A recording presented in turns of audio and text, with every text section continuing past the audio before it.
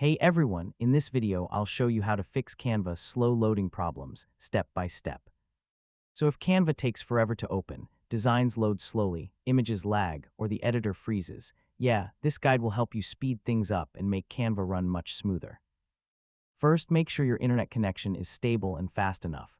Canva is cloud-based, so slow internet can seriously affect loading speed.